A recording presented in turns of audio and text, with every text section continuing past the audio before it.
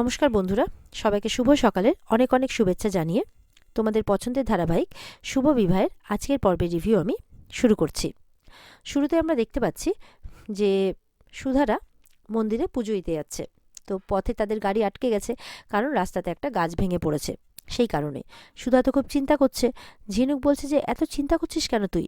বলছে না, আমি জানি না কেন আমার মনটা ঘাবড়াচ্ছে। গজানন কি ইশারা করতে চাইছে? পুজো দিতে যাওয়ার পথে এত বাধা আসছে কেন? ওদিকে শিলা ফোন করেছে। সুধা বলছে এত রাতে শিলাদি ফোন করেছে। তখন শিলাদি ফোন করে এমন কিছু একটা জানাচ্ছে যেটা শুনে সুধা কিন্তু ভয় পেয়ে যায়। আর এদিকে দেখা যাচ্ছে ইমন সুধাদের বাড়িতেই আছে, তেজদের বাড়িতেই আছে, আর একটা ওষুধের কৌটো হাতে নিয়ে আছে। সেটা নিয়ে কিছু একটা প্ল্যান করেছে। এদিকে কিন্তু অমলদা শিলাও বেরিয়ে যায়। তেজ তাদেরকেও বেরিয়ে যেতে বলে আর পৌঁছে খবর দিতে বলে যে কী অবস্থা। আর এদিকে ওপরে দাঁড়িয়ে ইমন বলছে এই তো একে একে এবার সবাই বেরিয়ে গেছে। এবার আমার প্ল্যানটা সাকসেসফুল করা থেকে কেউ আটকাতে পারবে না। এই পুরো বাড়িতে এখন তুমি আর আমি একা।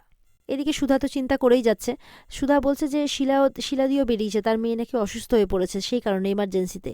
তখন বলছে তোমার তাহলে তো তেজ পুরো একা পুরো বাড়িতে। জ্যোৎস্না বলছে তাতে কি হয়েছে, ও তো আর ছোট বাচ্চা নয়। ঝিনুকও বলছে যে ও তো আর ছোট বাচ্চা নয়। ঝুম্পা বলছে একেই বলে হাজব্যান্ড ওয়াইফ লাভসি। বলছে শিশাল তুমি এসব বুঝবে না, তোমার তো এখনো বিয়ে হয়নি। তাছাড়া আমার সমবেবী যখন বাড়িতে থাকে না, আমারও এরকমটাই মনে হয়। সমুদ্র তো বিরক্ত হচ্ছে ঝুম্পার কথা শুনে। এদিকে রাস্তা পরিষ্কার হয়ে গেছে, ড্রাইভার চলে এসেছে, এবার ওরা রওনা হয়েছে। তো এদিকে সুধা এবার যাকে শিলাদির ফোনে যেই নাম্বার থেকে ফোন এসেছিল সেই নাম্বারে ফোন করে দেখছে সুইচ অফ। বলে এটা কি করে সম্ভব, যেই নাম্বার থেকে শিলাদির কাছে ফোন এসেছিল সেই নাম্বারটা সুইচ অফ? নিশ্চয়ই এর পেছনে কোনো কারণ আছে। দিয়ে কিন্তু ইমন তেজের কফির মধ্যে আর জলের মধ্যে কিন্তু সেই ওষুধটা মিলিয়ে দিয়েছে। আর সাইডে দাঁড়িয়ে দেখছে তেজ কিন্তু সেগুলো খাচ্ছেও।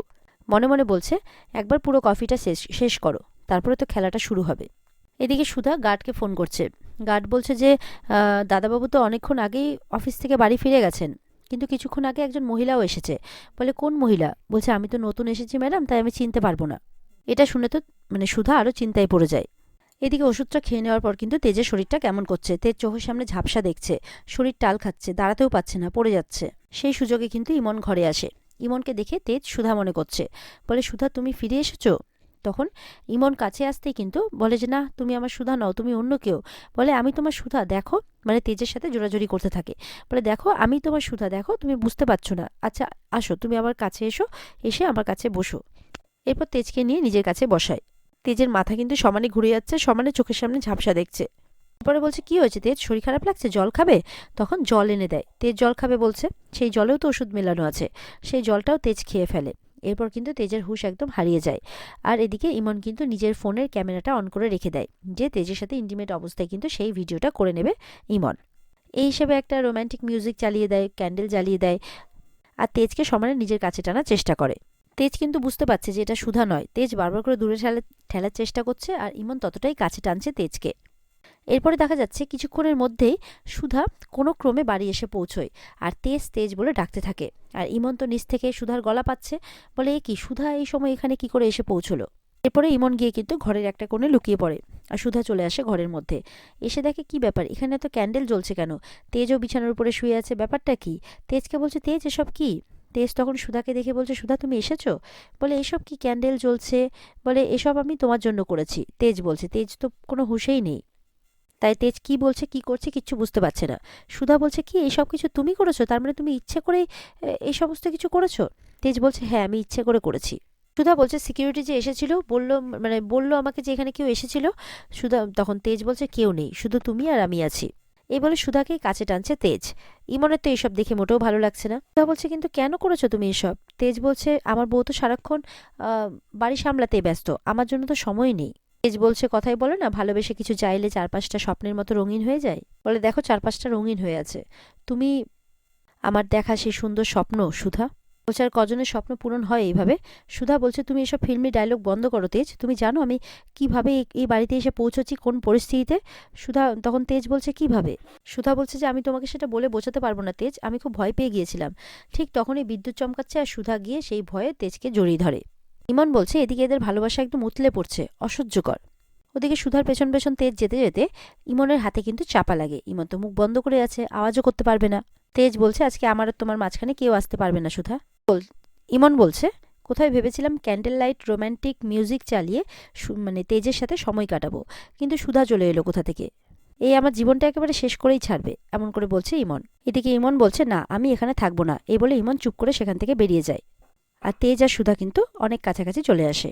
এরপরে ইমন তার মাকে ফোন করে জানাচ্ছে যে আমাদের প্ল্যানটা পুরো ফেল করে গেছে। ইমনের মা তো বলছে যে কেন, কি করে প্ল্যান ফেল করলো? বলে ওই যে সুধার জন্যই প্ল্যানটা ফেল করেছে।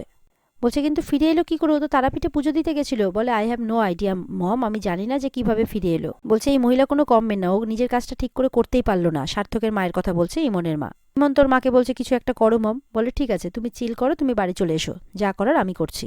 ইমনের মা প্ল্যান করেছে যে ইন্দ্রজিৎ বাবুকে দিয়ে কিছু একটা করাবে। তখন ইমন বলছে উনি তোমার কথা শুনবেন? বলে ওনাকে হাতে করা আমার 2 মিনিটের কাজ।